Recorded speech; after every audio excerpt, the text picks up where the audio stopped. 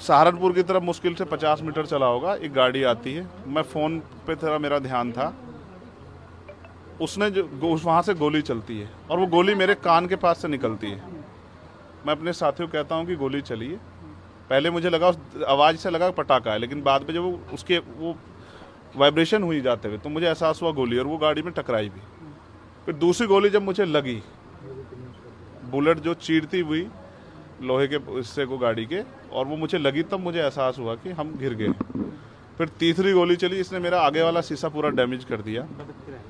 चौथी गोली पे मैं नीचे हो गया, जो गोली आपने देखा कि वो सीधी उसमें लगी। अगर मैं नीचे ना होता तो वो मेरी छाती के आर पार चली जाती। फिर वो गाड़ी 10 मीटर आगे जाके रुक जाती है। वो दो हवा में फायर करते हैं जैसा मैंने देखा, और फिर उन्होंने फिर हमारी गाड़ी फायर किया।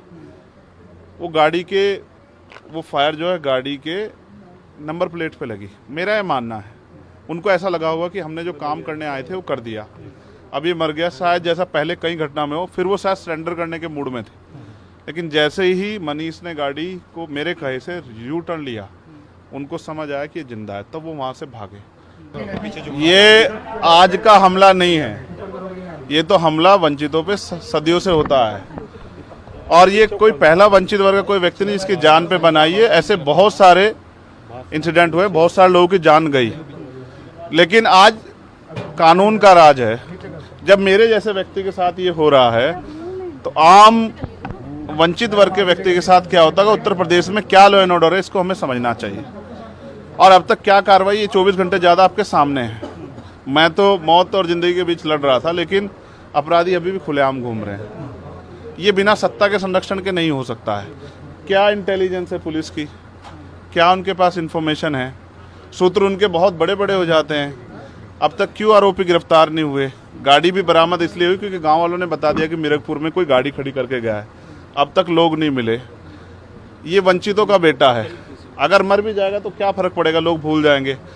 ये किसी रानी का बेटा नहीं है, तो अगर उसको कुछ होगा, किसी कमिश्नर साहब से जुड़ा हुआ मामला नहीं है कि 4-5 घंटे में कुत्ता बरामद हो जाएगा।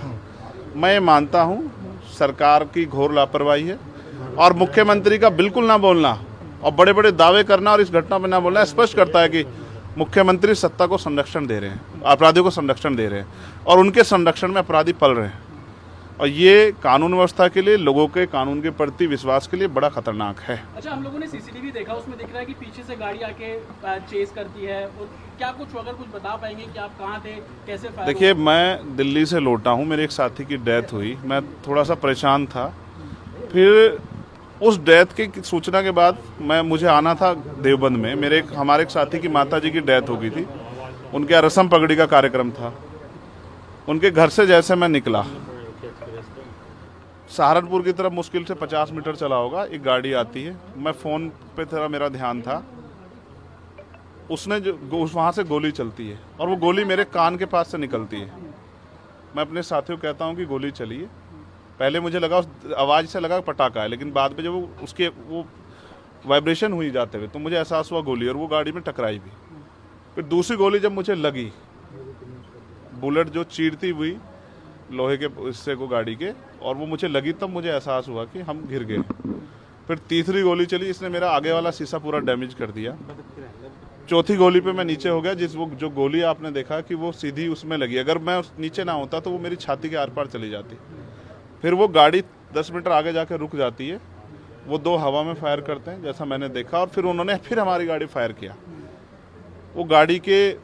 वो फायर जो है गाड़ी के नंबर प्लेट पे लगी। मेरा ये मानना है, उनको ऐसा लगा होगा कि हमने जो काम करने आए थे वो कर दिया, अब ये मर गया शायद, जैसा पहले कई घटना में हो। फिर वो शायद सरेंडर करने के मूड में थे, लेकिन जैसे ही मनीष ने गाड़ी को मेरे कहे से यू टर्न लिया, उनको समझ आया कि ये जिंदा है, तब वो वहाँ से भागे। हमने पुलिस को बताया कि ये गाड़ी का नंबर है, फिर उन्होंने उसको इंक्वायरी किया। पुलिस के अच्छे अधिकारी यहाँ हैं, उम्मीद है वो अच्छा काम भी करेंगे। लेकिन ये स्पष्ट हुआ कि अपराधियों में कोई डर भय नहीं है। कितने लोग थे? 3 लोग थे। 2 लोग असले से हमला कर रहे थे, एक व्यक्ति गाड़ी चला रहा था। चंद्रशेखर जी, कोई थ्रेट कॉल आया हो आपको इससे पहले, कोई धमकी? पिछले कई सालों से आ रही है। मैं लगातार पुलिस को इंटीमेट भी करता रहता हूँ। मैंने डीजीपी को भी लिखा, गृह मंत्री को भी लिखा, मुख्यमंत्री को भी लिखा, यहाँ के पहले एसएसपी डीएम थे उनको भी लिखा। लेकिन डीएम साहब जो पिछले थे, अखिलेश सिंह जी, उन्होंने साफ मना कर दिया कि चीफ मिनिस्टर नहीं चाहते चंद्रशेखर को सुरक्षा दी जाए। मेरे आज भी याद है ये बात, क्योंकि मैंने एलआईयू के अधिकारी द्वारा पूछा कि भाई मैंने आपको बताया थ्रेट भी है, फिर क्यों नहीं हो रहा है? तो उन्होंने कहा भाई ये सरकार का मामला, सरकार चाहे तो दे सकती है। तो मैं चाहता हूँ मुख्यमंत्री इंतजार कर रहे हैं कब चंद्रशेखर मरे, उनका काम आसान हो।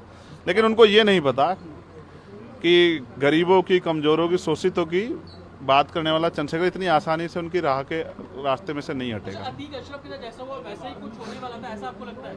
अब आप इसका आकलन खुद करें कि क्या हुआ और क्या हो सकता था। आपके पास लैटरिन एक और बात, मुझे ऐसा लगता है कल की घटना के बाद, इतने बड़े उसके बाद भी अगर मैं सुरक्षित हूँ तो हमारे संतों, गुरुओं, महापुरुषों का आशीर्वाद, हमारी करोड़ों बहनों माताओं का आशीर्वाद, बुजुर्गों का मेरे पास है। और मैं जो जिम्मेदारी मैं लेके मैदान में आया हूँ, बाबा साहब अम्बेडकर, माननीय काशीराम साहब, सदगुरु रविदास जी का जो बेगमपुरा राज का सपना है, मानवता के राज का सपना है, संविधान को लागू कराने का है, इन वर्गों को अधिकार देने का है, जब तक वो पूरा नहीं होगा मैं कहीं जाने वाला भी नहीं। एक आखिरी अब गाड़ी सवाल, को मीरकपुर में छोड़कर वो अपराधी भाग जाते हैं, तो उसको कुछ और बता रहे हैं कि उसको कहानी कुछ और नया मोड़ देने की कोशिश हो सकता है वो चाहते थे जो गुजरों और दलित समाज में एकता बनी है वो एकता टूट जाए, ये होगा ही नहीं कभी। ठीक है, ये नहीं हो सकता है। महापंचायत आप लोग कर रहे हैं अपनी मांगों को लेकर? हमारी लीडरशिप ने ये निर्णय लिया है कि जब 24 घंटे में गिरफ्तारी नहीं हुई तो हमें अपने लोगों को भी जवाब देना है, तो इसलिए शायद उन्होंने 3 तारीख का समय रखा है। मैं उसका हिस्सा बनूंगा। अमेठी के अंदर एक फेसबुक वायरल हुई है पोस्ट जिसमें आपको मारने की वो की गई अमेठी है, क्या क्षेत्रीय महासभा कही है उसके अलावा? ठीक है, देखिए लोकतंत्र है, उनके अधिकार है, मारे या छोड़े। मैंने कहा ना, मैं पहला थोड़ा ही हूँ जो मारा जा रहा हूँ या जिसको मारने का प्रयास किया, मुझसे पहले बहुत मरे हैं, लेकिन उनको कोई जान नहीं रहा था। मुझे लोग जानते हैं तो मेरी बात पे बात आगे बढ़ रही, लेकिन मैं अपने लोगों को मरने नहीं दूंगा। ये भी मैं उनको संदेश देना चाहता हूँ। घटना होने के बाद ये पोस्ट किया है अमेठी क्षेत्रीय महासभा से कि इस बार तो बच गया, अगली बार नहीं बचेगा। देखो, मैं गोली से डरता नहीं, मैं गोली से, बंदूकों से नहीं डरता हूँ। मैं संवैधानिक रास्ते से चलता हूँ, संविधान को मानता हूँ। गोली चलाने वालों को भी कहना चाहता हूँ कुदरत उनको सद्बुद्धि दे, गलत जगह पंगा ले रहे हैं। मैं झगड़ा नहीं चाहता, मैं अपने लोगों को भी ये कह रहा हूँ कल से शांति बनाओ को और संविधान के रास्ते चलो। वो हमें डिस्टर्ब करना चाहते हैं कि जो हम राजनीतिक ताकत हमारी बन रही हो कमजोर हो जाए, हम दूसरी दिशा चले जाएं।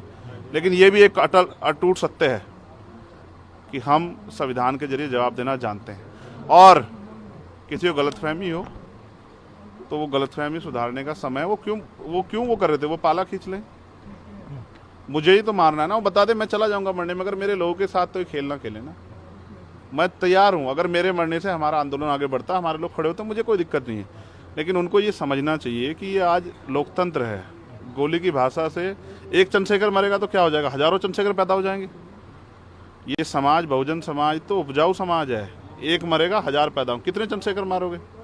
और मारो गोलियों में, सत्ता का संरक्षण आपको है, मुख्यमंत्री आपका अपना है, खूब चंद्रशेखर को मारो, हर जिले से चंद्रशेखर पैदा होंगे। पहली घटना लेकिन बाबा साहब अम्बेडकर और माननीय काशीराम साहब को सपना पूरा करे बगैर संविधान को लागू करवाए हम लोग जाएंगे नहीं। चंद्रशेखर भाई, पहली घटना आपके साथ मुजफ्फरनगर में हुई, दूसरी अब देवबंद में, क्या लगता है कि आसपास का क्षेत्र, उससे पहले बुलंदशहर में? अगर पहली घटना पे ठोस कार्रवाई हो जाती तो अपराधियों के हौसले कमजोर होते। लेकिन मैंने कहा ना कि एक रानी का नहीं, एक प्राइमरी स्कूल के हेडमास्टर का बेटा है, एक गरीब माँ का बेटा है, तो मर जाए क्या फर्क पड़ा, किसी को क्या फर्क पड़ता है? उनका रास्ते कांटा आसान से निकल रहा है, तो इसलिए उनको लगा कोई वो नहीं। लेकिन जनता समझ रही है।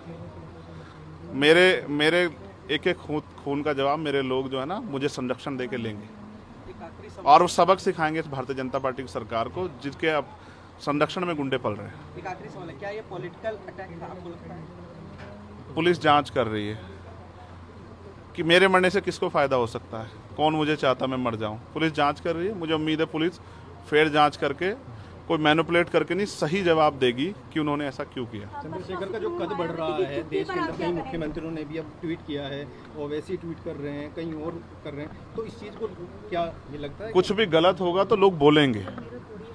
अगर कल मेरी जान ही चली जाती तो लोग फिर भी तो उनको पीड़ा होती, उनको अपना भी देखना है, कल उनके साथ भी हो सकती है। ये लाइन ही, विचारधारा ही गलत है कि गोली से वो करो, और ये बीजेपी की भाषा है, गोली मारो सालों को, ये वो उपजाऊ हो रही है। देखिए, बहन जी से मेरी कोई नाराजगी नहीं है, मैंने उनको हमेशा बड़ा माना, वो मुझे छोटा नहीं मानती अपने परिवार का। उनको ये घटना छोटी लगी, शायद अगर मैं मर भी जाता शायद उनको इस पर कोई शायद बुरा नहीं लगता, मुझे उनसे कोई दुख नहीं है। मेरे लोग मेरे साथ हैं, ये बहुत, और वो समझ रहे हैं कि जो उनके लिए मरने को तैयार है, जिसकी जो जान पे जिसकी बनाई है वो हमारा अपना है। मेरे लोग मेरे साथ खड़े होंगे, मैं इस लड़ाई को लड़ता रहूँगा। लगभग सभी दलों के लोग आपसे मिलने आए हैं, कैसा कुछ देखते हैं, क्या कहेंगे? नहीं, मैं उनका धन्यवाद करता हूँ। नहीं, मैं कह रहा हूँ बस सबका धन्यवाद करता हूँ, मगर ये है मैं ये प्रयास करूँगा कि भविष्य में ऐसा किसी के साथ ना हो, इसलिए लॉ एंड ऑर्डर की कानून व्यवस्था अच्छी होनी चाहिए। मुख्यमंत्री उस पर ध्यान देना चाहिए। बात चंद्रशेखर की नहीं है, बात इस प्रदेश में हो रही हजारों बहनों के साथ जो अस्मतें लूट रही है, हर महीने रेप हत्याएं हो रही हैं, लोगों की जान जा रही है, ये सब उन पे वो करता है।